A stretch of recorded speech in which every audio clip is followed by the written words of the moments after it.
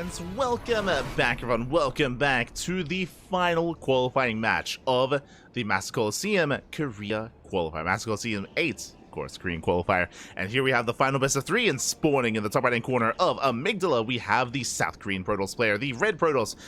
It is Zoun. And spawning in the bottom left-hand corner, we have his opponents. We have the Canadian Protoss player, the Blue Protoss representing Basilisk. It is Trigger. And if you're in the chat, you know what time it is. Gamba time, papi. Predictions are open. Place your bets on who you think will claim this final best of 3. Oh boy, it's all here, it's all on the line.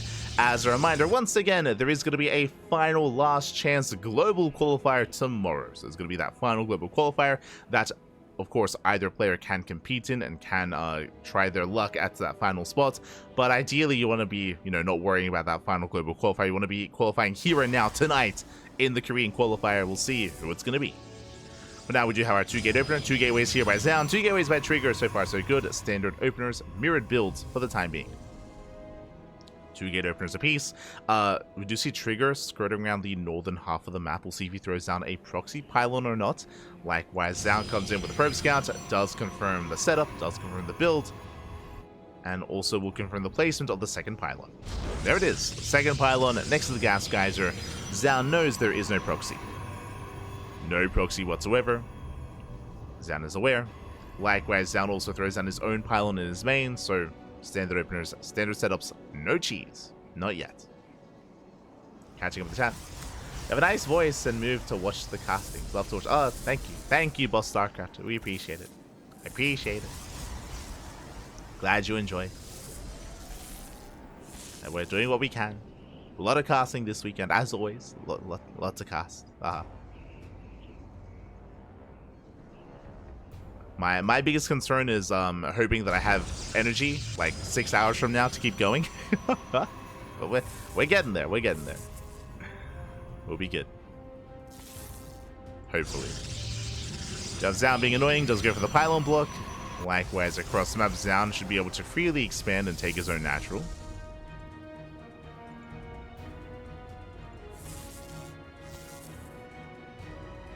As a Trigger, he may be forced to take up first as the pylon does complete. That's going to be a big delay on the expansion. Oh no, we lost TKL as our French caster has left us. Hopefully he'll join us for the next match. Fingers crossed. As Zoun is going to be the first to expand, and Trigger, it looks like he refuses to tech, I should say, and will throw down his own Nexus. It is going to be a later expansion by only by a couple of seconds. We have our tech of choice from Zoun going for a Twilight Council into Blink. Twilight Council has been placed. Likewise, Twilight Council for Trigger as well. Again, Trigger, he has a slightly later expansion, slightly later tech. But only, again, not the biggest of deals here, as he can recover, can keep up. Likewise, Zoun back at home, securing himself. Saturating his bases. Hallucination Scout will confirm everything alongside him. So Trigger is aware of the Blink-based opener and is aware of the expansion. Trigger knows. From here we can calm things down, we can settle in, we can build up our economy, and we'll keep an eye on the gateway counts more than anything. We'll see if either player does throw down a 3rd or 4th gateway. That would signify a higher aggression and a delayed expansion. We'll see if either player does cut corners and go for a faster 3rd. As Trigger does throw down the robo. Does rush into that tech. And with this, he can get into a faster observer, into immortal production, and we can see that Zoun, he does skip the robo in favor of a 3rd. Okay, so we have our main point of deviation here. Zoun expands faster, being a little bit greedy and rushing into his 3rd base. Trigger staying on 2 bases that much longer, playing safer instead. Trigger, he doesn't respond with a 2-base all-in. He takes a 3rd, is expanding. And Zoun confirms with the hallucination. Again, PvP nowadays in modern StarCraft is all about hallucinations. It's all about hallucination scouts. As Trigger is confirming, likewise Zoun reconfirming as well. It's all about making sure that you actually get eyes on saturation at the third, on extra gateways, extra tech.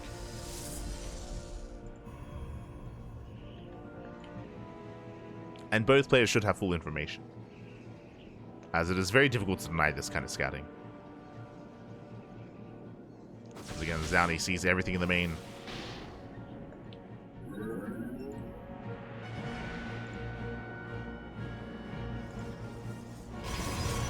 See everything going on. We do have a follow-up gateway explosion here, throwing down 2 extra gateways, getting up to 4. Likewise, so is Zoun. 4 gate setup.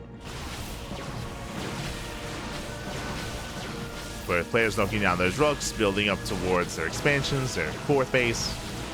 And we're just taking a slower approach. Just macroing up, calming things down, and getting into the mid-game.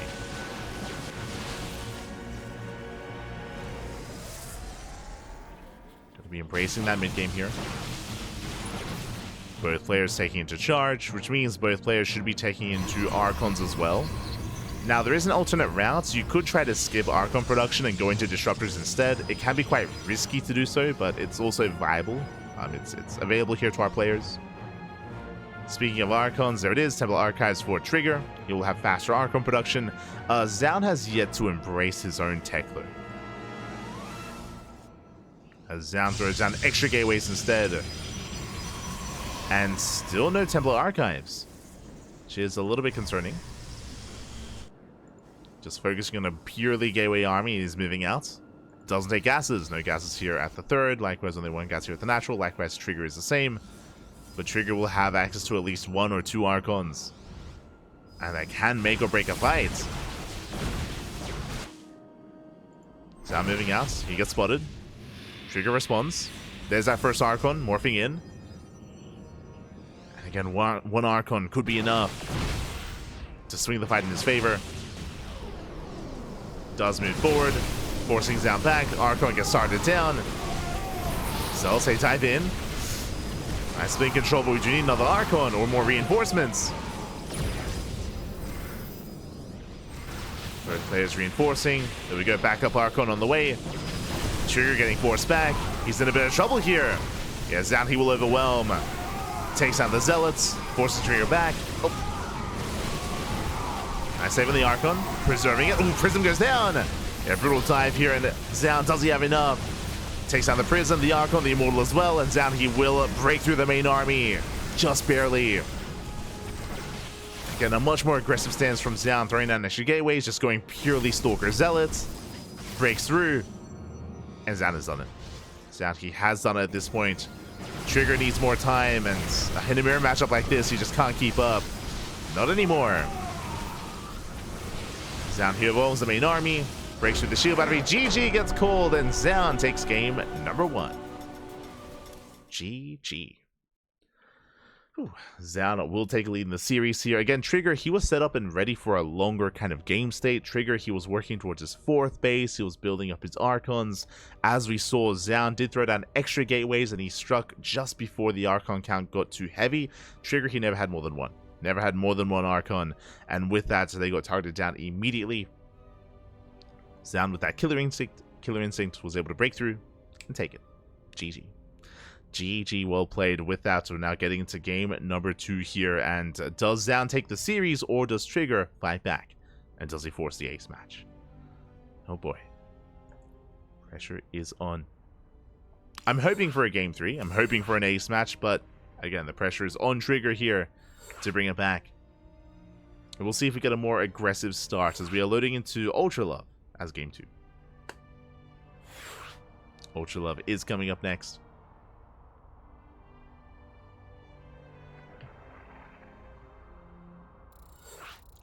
And this could go either way, for sure. Ultra Love can be a little bit more defendable. Ultra Love has a shorter rush distance by ground compared to Amygdala. So, in a way, you can be more assertive. But there are some nice defensive features at the third bases. So we'll see. We'll see how this goes. We'll see what kind of approach our players take this time. As it had a pretty passive start. A very passive start to game 1. There we go, we're getting into game 2 and spawning in the top right hand corner of Ultra Love. We have our red Protoss player from South Korea leading the series 1-0. We'll see if he can close it out or if we have the ace match. We're here to find out. It is Zoun. And spawning in the bottom left hand corner, we have the Canadian Protoss player representing Basilisk down in the series. He has to fight back here and now to force that ace match. It is Trigger. And of course, we are on Ultra Love. What does that mean? That means gate expands. We have ramps coming into the natural, so we can set up for a gateway into Cybercore, into expansion. We could even see a Stargate before Nexus. If we go Stargate before Nexus, if both players copy each other, then we could be entering Phoenix Wars.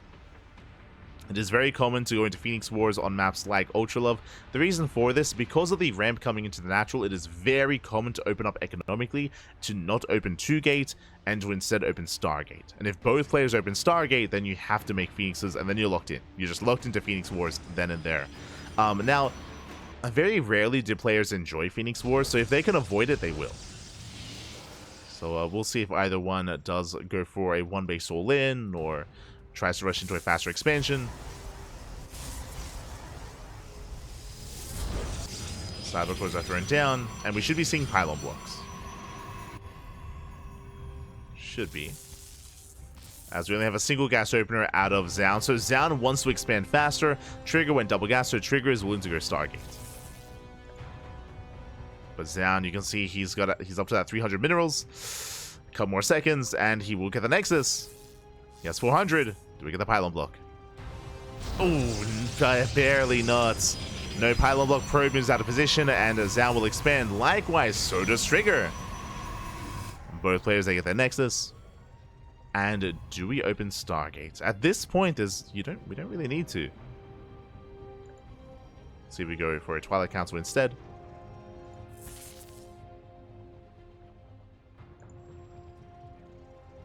So far, we are mirroring each other, and we are waiting for that tech of choice. Trigger does have a gas advantage, as he did open up double gas, and Zoun did not. Zoun's gas was delayed, so we can go for the tech momentarily. And there it is. Ooh, not a Stargate, going for a Robo in the main. Hello. Interesting. Okay, so it's going to be a Robo open out of Trigger. It's going to be a Twilight Council out of Zoun. Zoun going for something more standard, working towards Blink, working towards map control. With a Robo opener Trigger, he's got a couple of options here. On the one hand, he can go for early Immortal production. If he starts an Immortal early on, this could be the beginning of a 2-base all-in. On the flip side, he could go for a Prism first to harass with the depths, to get into a third and just go for a more macro game. I'm curious which direction Trigger goes in. Scout is denied. Ooh, Trigger does pick off the Stalker. Nicely done, but he will be chased down. We'll be trading 1-to-1. See, that does clean up. Extra gateway's on the way. Zoun getting up to 3 gates. Meanwhile, early Immortal production. Okay, we have the answer here. Trigger, he's building up that Immortal count early on. Forger +1. Interesting. So on the one hand, Zoun is going to have map control with Blink, that is true, but Trigger, he's going to have a very, very early and very high Immortal count here instead to counteract that. First Immortal has arrived. Zoun going for his own Robo. We should be soon seeing a second Immortal. Actually going for a War Prism first. Okay. Immortal into Prism. +1 is on the way for Trigger. Trigger will have the upgrade advantage as well. And it looks like Trigger, he's going to slowly build up and eventually move out on 3 bases. What I mean by that, Zoun obviously taking his third much faster. Trigger can go for his own. Trigger going for a Twilight Council. Yeah, this is going to be a later move out as we're building up on upgrades. But still no third.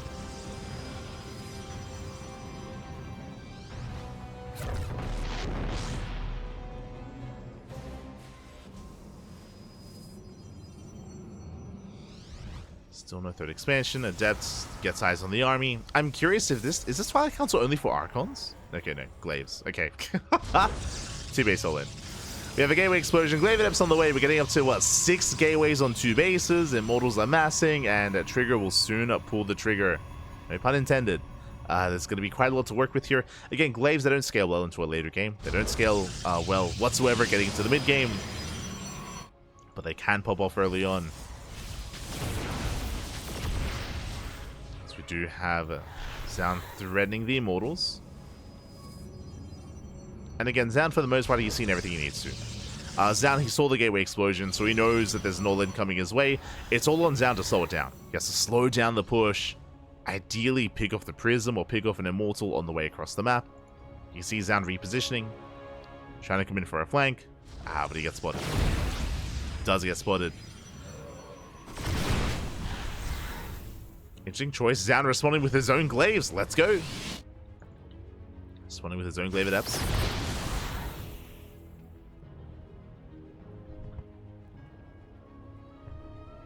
So here we go. Zoun breaks out. Pushing towards the natural. I should say Trigger moves out, pushing towards the natural. Zoun, he will catch an adept. Does catch some reinforcements. But this is a hefty army. No shield batteries at the natural base. Oh, sorry, this one. There's one shield battery. Meanwhile, we rotate over towards the third. Shield battery does fall. Adepts say shade into the main. But these adepts are going to be cleaned up. Not the best shade here from Trigger. At the same time, Zoun, he busts into the natural. Probes are falling. And Trigger, he's pushing in. He commits up the ramp. Adepts say get into the mineral line. Immortals, they bust down the cyber core. No more adept warp-ins. No more adept reinforcements here for Zoun. Immortals are pushing in. They shut down the sentries. Trying to break through. Boys are being pulled. Chaos all over the place. We do have a recall. Stalkers, a recall back home. Coming in from behind. The Prism goes down. And Trigger, he's running out of steam. He's running out of units. He's down to 3 Immortals and barely any Adepts. And again, Trigger, he just cannot reinforce. Not anymore. As the final Immortals are targeted down, and Trigger, he's losing everything. And with that, it's looking like Zoun is going to be the final player here tonight to qualify for Masters Coliseum. Trigger, he did, do his best. Unfortunately, he got scattered, right? He got completely scattered. He was seen. He was spotted. Zoun able to respond, able to react. Doing a great job counterattacking, crippling the economy. Trigger does have a higher probe count, true. Does have a better economy. But he's contained. He's contained on 2 bases. And Zoun has a 3rd.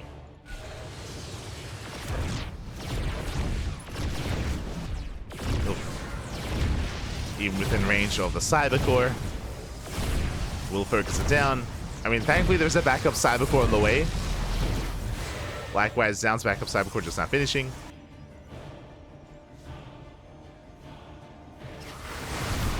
Shades into the mineral line.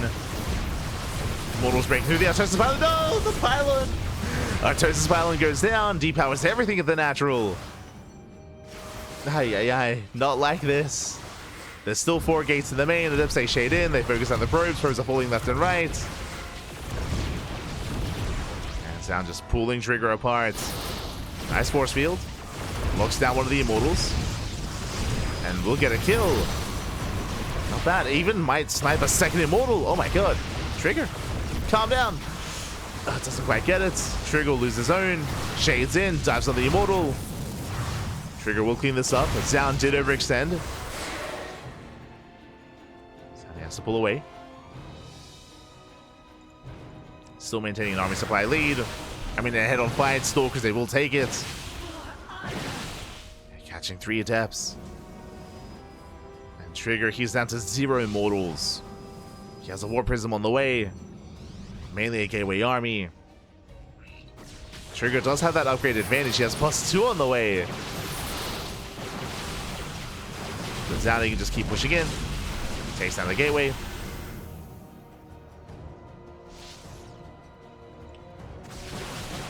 Pushing towards the natural. He can watch on Stalkers. GG gets called as Zoun overwhelms. And Zoun will take the series 2-0. Qualifying for Masters Coliseum. GG. GG, well played. Congratulations, Zoun will take it. Again, unfortunately, Trigger, he committed quite hard here, especially in Game 2, and unfortunately got scouted. Zoun responded very nicely when it came to his Stalker aggression, whether it came to either trying to chip away at the main army or even counterattacking as well, forcing defensive warpins out of Trigger, which means he had less across the map, of course. Trigger, he was gaining some ground, but we also saw some, I would say, misplaced shades. If you remember, Trigger had the initial shade into the main, and he lost like 6 adepts. He lost like 6 adepts almost immediately. So it's a really rough start there for Trigger, losing most of his buffer zone for his army, and with that, was picked apart. And GG, well played. Zoun will take it. And if you're a fan of Trigger, and I mean, I myself am a fan of Trigger, do not worry, do not fret, as I'm sure Trigger will be back tomorrow. Again, tomorrow is the final global qualifier where there are no restrictions for regions. All regions are available and they can all jump in and take part in that final qualifier. GG, well played. And with that, I do have a little bit of time here. We do finish with 14 minutes left to spare. Let's go. We can head on over to the Wikipedia page and catch up on the main event.